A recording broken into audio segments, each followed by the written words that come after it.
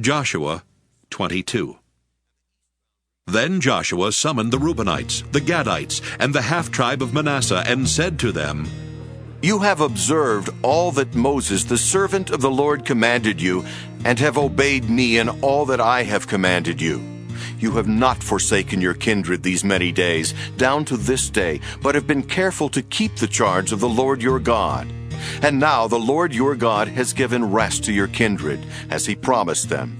Therefore, turn and go to your tents in the land where your possession lies, which Moses, the servant of the Lord, gave you on the other side of the Jordan. Take good care to observe the commandment and instruction that Moses, the servant of the Lord, commanded you, to love the Lord your God, to walk in all his ways, to keep his commandments, and to hold fast to him, and to serve him with all your heart and with all your soul. So Joshua blessed them, and sent them away, and they went to their tents. Now to the one half of the tribe of Manasseh Moses had given a possession in Bashan, but to the other half Joshua had given a possession beside their fellow Israelites in the land west of the Jordan. And when Joshua sent them away to their tents and blessed them, he said to them, Go back to your tents with much wealth, and with very much livestock, with silver, gold, bronze, and iron, and with a great quantity of clothing. Divide the spoil of your enemies with your kindred. So the Reubenites and the Gadites and the half-tribe of Manasseh returned home, parting from the Israelites at Shiloh, which is in the land of Canaan, to go to the land of Gilead, their own land of which they had taken possession by command of the Lord through Moses. When they came to the region near the Jordan that lies in the land of Canaan, the Reubenites and the Gadites and the half-tribe of Manasseh built there an altar by the Jordan, an altar of great size. The Israelites heard that the Reubenites and the Gadites and the half-tribe of Manasseh had built an altar at the frontier of the land of Canaan in the region near the Jordan, on the side that belongs to the Israelites. And when the people of Israel heard of it, the whole assembly of the Israelites gathered at Shiloh to make war against them. Then the Israelites sent the priest Phinehas, son of Eleazar, to the Reubenites and the Gadites and the half-tribe of Manasseh in the land of Gilead, and with him 10 chiefs, one from each of the tribal families of Israel, every one of them the head of a family among the clans of Israel. They came to the Reubenites, the Gadites, and the half-tribe of Manasseh in the land of Gilead, and they said to them, Thus says the whole congregation of the Lord, What is this treachery that you have committed against the God of Israel in turning away today from following the Lord by building yourselves an altar today in rebellion against the Lord? Have we not had enough of the sin at Peor, from which even yet we have not cleansed ourselves, and for which a plague came upon the congregation of the Lord, that you must turn away today from following the Lord?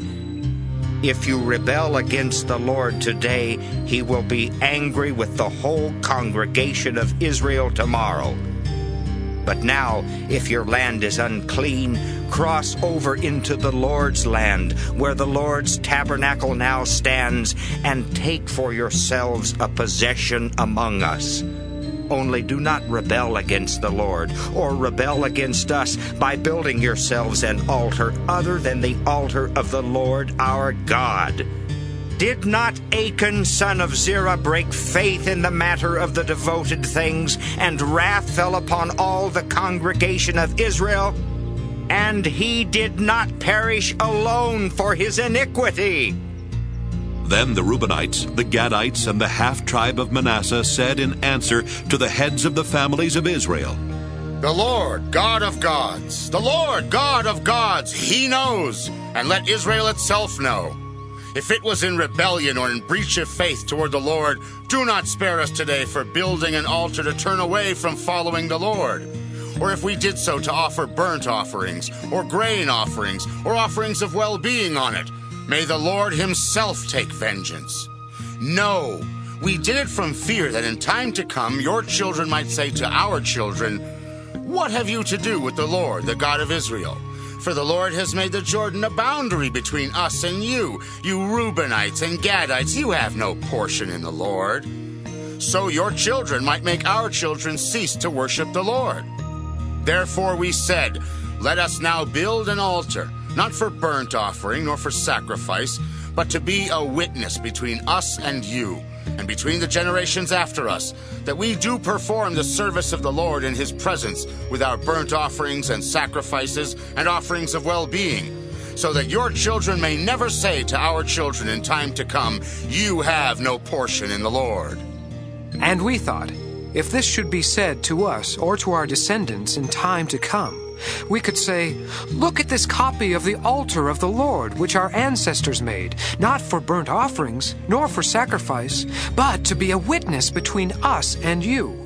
Far be it from us that we should rebel against the Lord, and turn away this day from following the Lord by building an altar for burnt offering, grain offering, or sacrifice, other than the altar of the Lord our God that stands before his tabernacle.